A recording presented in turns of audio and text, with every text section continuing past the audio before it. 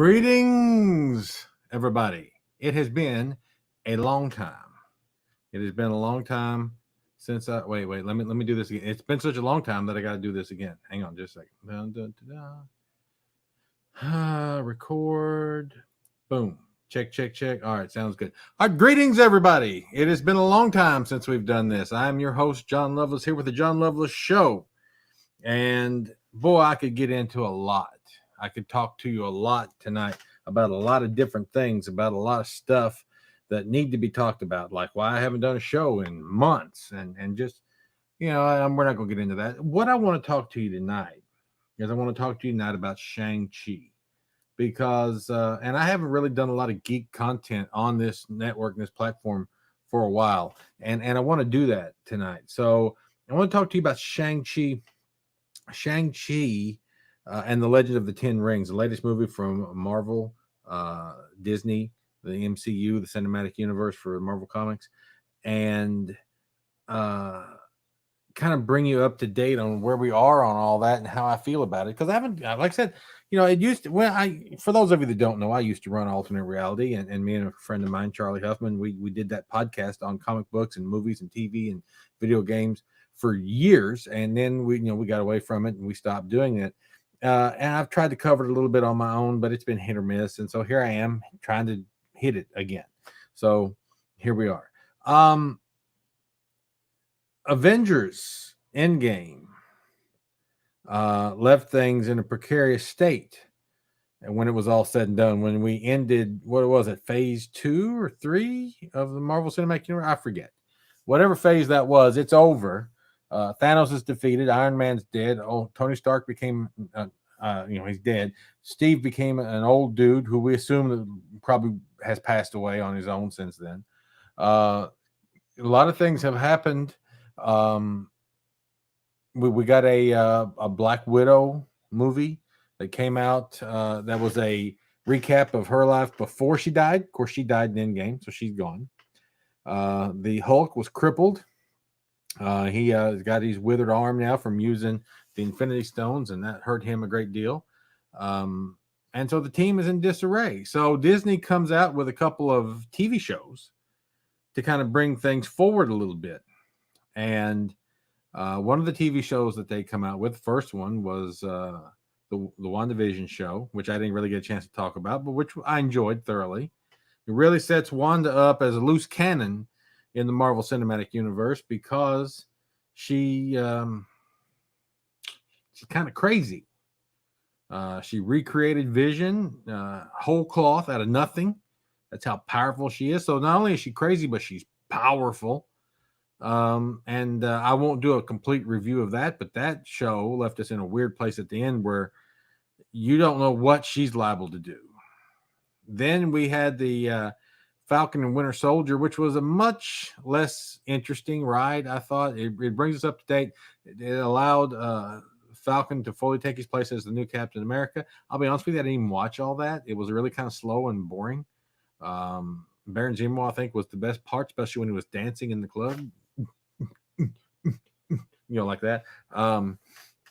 That probably was the best part of the whole thing. It just wasn't my cup of tea. That's just me. And then we got the Loki miniseries.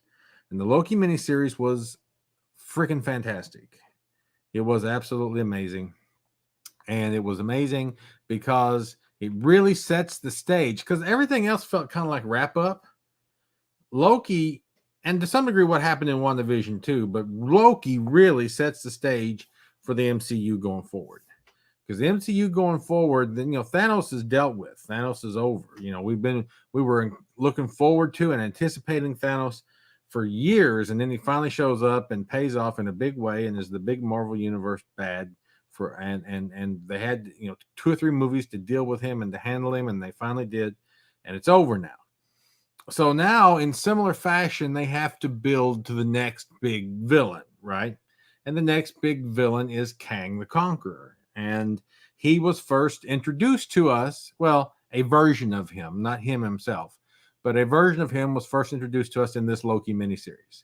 And this Loki miniseries really explores how the multiverse works in the Marvel Cinematic Universe, The idea of there being a sacred timeline, and the TVA, the Time Variance Authority, had to police that. And then Loki and Sylvie, which is a variant of Loki from another universe, basically destroyed that, tore it apart, come to grips with the person who ran the whole thing, He Who Remains, and it's a pacifist version of Kang the Conqueror. This guy's not bent on world domination. He's over it.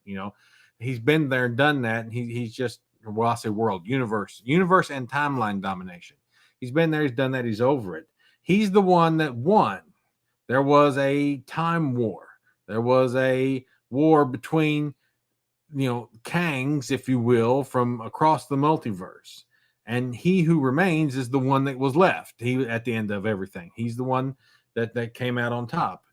And so at the end of that, spoilers, if you've not seen it, for anything I've talked about, and there will be spoilers for everything I say tonight, so just, you've been warned.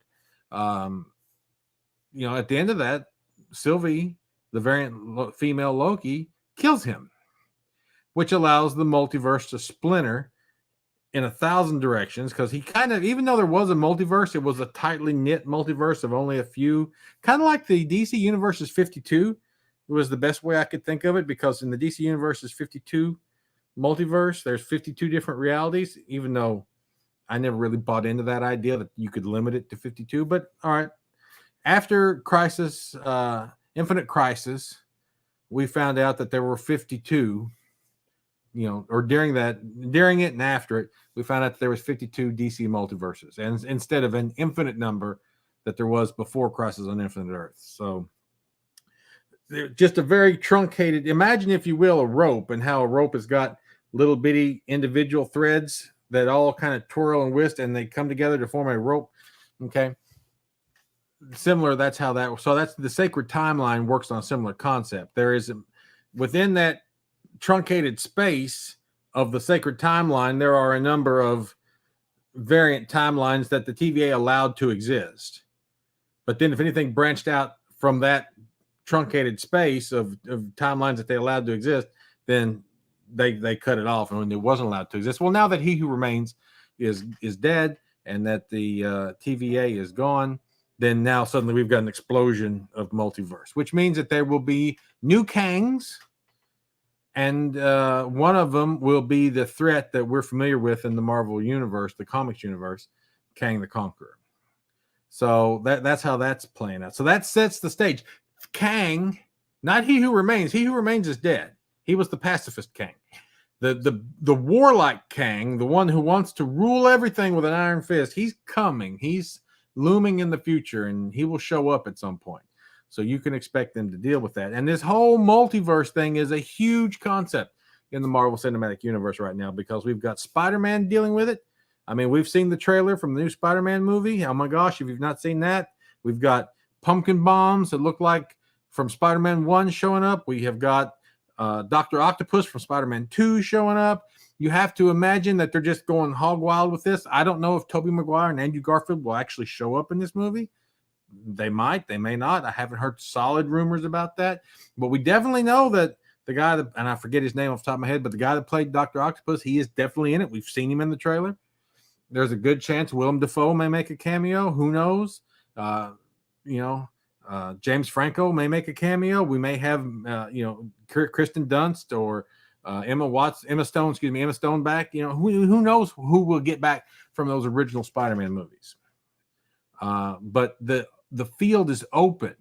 They sort of played with the idea in the Into the Spider-Verse animated show. Now they're going to do it in the real deal. And so Doctor Strange is center at all of this. Doctor Strange is in the middle of all this. I kind of feel like Doctor Strange going forward is maybe going to be like the Avengers, because there's a new Avengers now, right? And so you still are going to have the red, white, and blue represented in Sam Wilson as the Falcon / Captain America. He's going to be the guy who does the right thing. But the guy who's going to be masterminding the whole thing and plotting and planning, who used to be Tony, but now that Tony's dead, I feel like maybe Doctor Strange. and because Doctor Strange has got that same kind of technical analytical mind. He was a doctor, but he understands power. He understands the multiverse, kind of. He's learning about it from what we gather, and he is at the center of this new Spider-Man movie where Spider-Man is playing with the multiverse. And we know that Kang is coming. And we know that Wanda is supposed to be in the Multiverse of Madness. I have to think, the new Doctor Strange movie coming after Spider-Man, I have to think Loki probably maybe in that as well. It's multiverse is the new thing in the Marvel Cinematic Universe. It's in everything, right? All right, so that kind of sets the stage for where we are. There's a Marvel What If cartoon animated series coming out right now. It's pretty good. I've been watching it. The one that just hit with Doctor Strange is really good. You need to check it out if you've not seen it. But that brings us to Shang-Chi. So what does Shang-Chi have to do with any of that stuff? Not much of anything, really. Which I felt like that was the case going in. I felt like looking at that, this movie didn't feel like it fit with the rest of it. It didn't feel like it was a part of it. It didn't feel like it had a place in it. It just felt like it was very much its own thing, almost outside of what else was going on in the Marvel Cinematic Universe. They did a very good job of weaving it in, even though this is a hero origin story, and that's exactly what it is. It's telling the story of Shang-Chi, but they marry it to the rest of the Marvel Universe very nicely, a number of different ways. Now, the idea, you've seen the previews for the Legend of the Ten Rings, and this idea that these 10 bracelets that Shang-Chi's dad wears in the movie, they never really explain what those things are or where they came from. Legend just had it that he showed up thousands of years ago with them, and because of the rings, Shang-Chi's dad is like really old, like thousands of years old. He didn't age because the rings kept him young. And so as long as he had the rings, he was immortal, more or less. And but the legend never, and he never personally in the movie said where the rings came from, so nobody knows. I don't know if they're alien technology. I don't know if they're mystical artifacts from some magical dimension. We don't know. I don't know if they're elvish, elven or elvish. I'm not sure the right way to say that.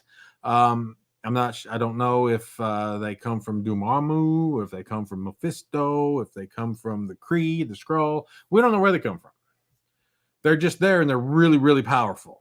Okay.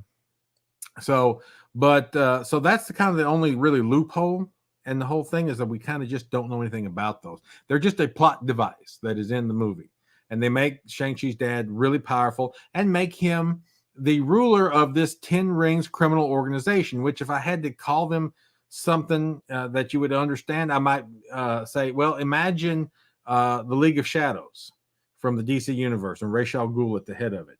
This is very much like that, except the League of Shadows is bent on somehow remaking the world into a better place. This guy's just bent on running a criminal organization and being the ruler of everything. And the idea was that he kind of already is the ruler of everything, and you just didn't know it. Now, he's toppled governments. He's set up kings and presidents. He's taken down kings and presidents. He kind of, from the shadows, controls and manipulates everything in a way that you just aren't aware. Okay. But they marry it to the Marvel Universe in a couple cool ways. One way they marry it to the Marvel Universe is he alludes to the fact, the bad guy, the dad in this movie, he alludes to the fact that he is the Mandarin character. He doesn't come out and say that, but he is the character that you think of as the Mandarin, the guy with 10 magical rings that can do almost anything. This is the character that in the comic books we refer to as the Mandarin. Okay. He comes right out more or less and says that, but he thinks that the name, the Mandarin, is stupid. And it was a name that was adopted by a terrorist organization in Iron Man 3. And he didn't like that. And he thinks that the Mandarin is a dumb name because he thinks they've taken his legend and turned it into a food dish like Mandarin chicken. And he's named him and all his power after an orange. And he didn't like that. And so he didn't like it so much that after Iron Man 3 was over and Trevor, the guy that ran AIM, that was the real bad guy, the real Mandarin in that movie, he gets killed in the movie, right? Spoilers. But Trevor, Ben Kingsley's character, the guy who was playing the Mandarin in that movie, he goes to jail for a while. When he gets out, Shang-Chi's dad sends him in to kill him. Well, they end up capturing him and taking him back, and the old dude, the dad likes the old dude well enough that he keeps him around kind of as an entertainer, as a jester of sorts. And so he's hanging around. He's in this movie. He's actually a pretty major figure in this movie. And I was like, wow, they have really tied this movie to Iron Man 3 in a major way. That was really cool. They allude in multiple times in the movie about Thanos and about half the world blinking in and half the world blinking back. So they don't step around that like it doesn't exist or it's not part of their world. It was really, really well done in that way. And then at the end of the movie, okay, now this is significant. At the end of the movie, first of all, there is a fight scene. I forgot about this. There's a fight scene in the middle of the movie. And a fight scene in the middle of the movie where Shang-Chi ends up in like a fight ring, a fight club kind of thing, run by his sister nonetheless. And in the fight ring you've seen during the previews, the Abomination is there. And the Abomination is fighting against Wong. Doctor Strange is Wong. He is fighting the Abomination. And so I'm like, well, that's really cool. There's another guy walking around down there that's getting ready for a fight who's got that red glowy body that the AIM guys had from Iron Man 3 after they took the injection and they started glowing red in the middle. It was one of those guys. I was like, well, that's cool. So a lot of effort to tie this to the regular Marvel Cinematic Universe. At the end of the movie, post-credit sequence, Wong opens a portal and steps through and tells Shang-Chi and the lady that's with him, because she's kind of like his sidekick companion kind of thing, and tells them to come with me. Things are about to change. And when next frame you see is he's standing in a conference, and it's like a Zoom meeting, if you will.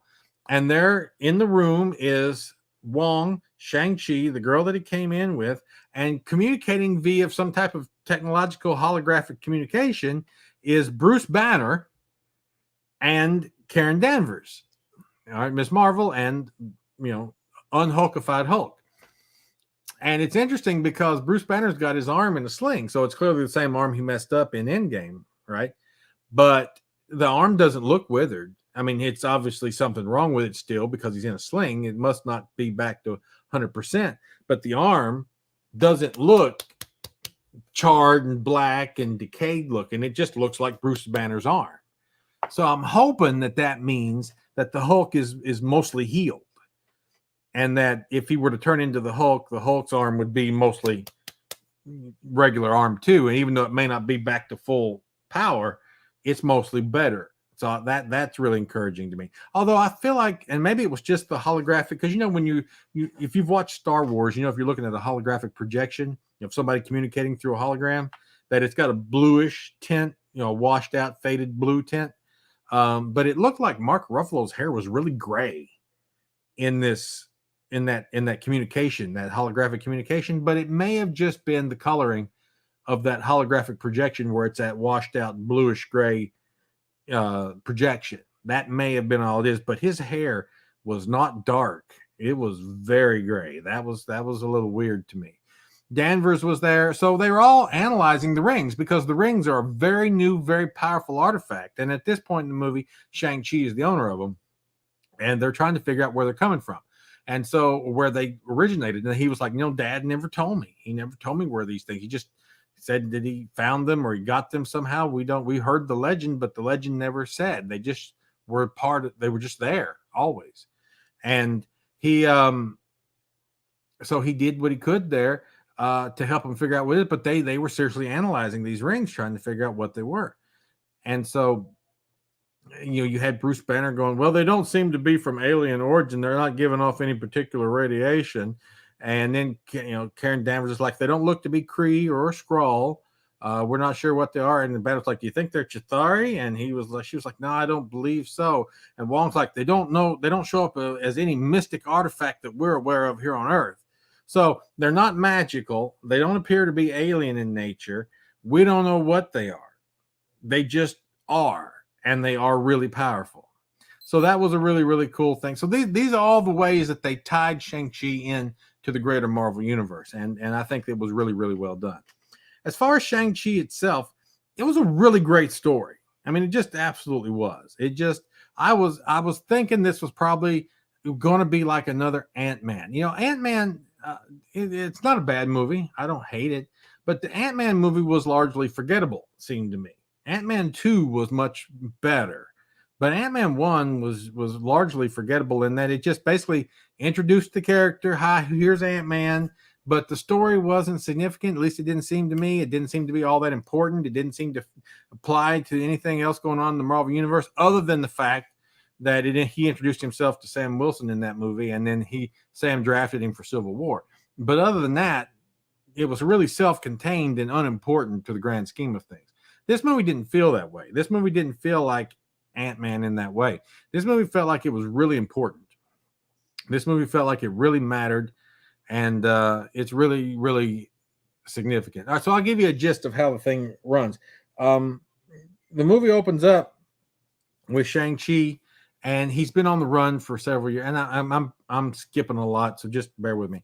He's been on the run from his dad because his dad was a warlord. He's been running around with these rings. He's created a criminal empire. And then he met his mom. And the best way I can describe his mom is that lady from Crouching Tiger, Hidden Dragon. She was from a mystical village that I could best describe as something akin to Kunlun from Iron Fist. But it wasn't. It was Tao Lao or something like that, which I think is just basically another one of these heavenly cities. If you ever, read any Iron Fist, there were like 10 heavenly cities. I think this is probably one of them. But I kept hoping that they would reference Kunlun and the great dragon that exists there and their champion. They never did. They never even mentioned it. And I was really, really sad because she said that we're more than one city. We're several cities. And I was like, oh, here's an opportunity for them to talk about Kunlun. But they never did. Okay. Missed opportunity, Marvel. Maybe you just are so afraid of introducing those Netflix characters that you wouldn't let yourself go there. But you need to just go ahead and do it. It would have been better. But Tao Lao is the name of the mystical village that she's from. And because she's from that mystical village, contained certain powers that even though he had the 10 rings, he couldn't best her in combat. And he was the only person he's never been able to beat, the dad, when he met her. And so even though he's been alive for thousands of years, he meets this girl and she's a better martial artist than he is. And he can't beat her, even with the 10 rings. And he falls in love with her. And somehow or another gets her to fall in love with him. And he actually is going to give up his life of crime for her. He was actually in love with her. And he basically does. He puts the rings in a box and stores them away. And she leaves the mystical city. And when she leaves the mystical city, she loses much of her supernatural abilities that made her able to defeat him. And they basically just become two very regular, ordinary people. He actually starts aging again. And they have their 2 kids, and they're living a normal life. They're like living in an apartment. At one point, you see them playing Dance Dance Revolution with the kids. I mean, they're just watching movies and just being normal. But because of his criminal past, the past caught up with him, and some bad guys figured out who he was, and they came to pay him a visit, but he wasn't home, but the mom was, and so Shang-Chi and his sister had to watch his mom get killed. Well, this sends the old dude back into a rage, and he goes back on the killing spree, and he trains Shang-Chi to be an assassin because he wants him to seek revenge with him. And so he goes about looking for all this vengeance and all this revenge, and the movie progresses to the place where they finally track down the guy that was responsible for the mom's death. Shang-Chi hands him a dagger and says, "It's your turn, son. Now you go and finish this." And Shang-Chi does it, but he's so disheartened by what he does. The cycle of revenge and endless training and hate, he can't take it anymore, and he breaks away and he runs off. And he goes and he lives for 10 years in San Francisco, takes just a Joe job, parking cars as a valet, and is trying to live his life. When one day his dad's assassins basically come calling, and they're like, "No, you got to come home." Well, he goes to find his sister because he doesn't want his sister to get got by the assassins. When he finds out that the dad orchestrated the whole thing to get him and her together, and he takes them home. Well, he takes them home, and he says, "Listen, I don't want there to be any bad blood between us, but I want to save your mom." And they're like, "Dad, mom's dead. What are you talking about?" And he's like, "No, your mom is back in the mystical city, and they've got her locked up in a cave." All right, now this is where you get some information, some background information about the fact that at that mystical city, they've got a great evil soul-sucking monster locked up in that cave. Okay. The soul-sucking monster knows that the 10 rings are powerful enough to break it out of the mystical barrier that blocks the cave entrance. So it's calling to him in the voice of his dead wife. Well, he thinks it's her. And so he intends to lead an attack against the mystical city. And he's found out how to get there. So Shang-Chi and his brother have to break out of there with Trevor, the original Mandarin, and some weird faceless creature that Trevor has been keeping there that's actually from the mystical city. So they use the weird faceless creature to travel back, and they meet their aunt. When they get to the mystical city, and their aunt is that lady from Crouching Tiger, Hidden Dragon, which is why that reminded me. I think that's why it partly reminded me of it so much. That lady from Crouching Tiger, Hidden Dragon that played opposite Chow Yun-fat in that movie, when they were doing all the jumping and flying and sword fighting in midair. And there's a lot of that kind of not exactly that cheesy. Because if you ever watch Crouching Tiger, Hidden Dragon, I'm like, they're running up trees and crap. They don't quite do that, and they're spinning in midair and crap. But they do some amazing martial art feats that are borderline that kind of wire work that they were doing in Crouching Tiger, Hidden Dragon, where they're floating and hovering and things like that. They're not quite that bad in this movie, but there's some gravity defying moves that are done. So that's why I think, and that's part of the reason it reminded me of it so much.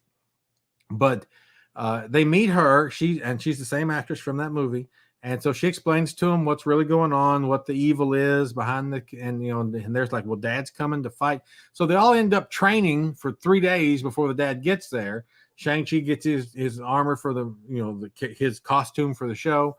They learn how to fight, and they're standing there when the dad and his forces come. There's a big fight, and then there's a huge dragon. I mean, if you thought there was some impressive dragon riding going on in the Game of Thrones TV show, this dragon riding and that beats that all to pieces. There's some impressive dragon riding going on. Shang-Chi and his dad have an epic throwdown in which Shang-Chi ultimately ends up taking the rings from him.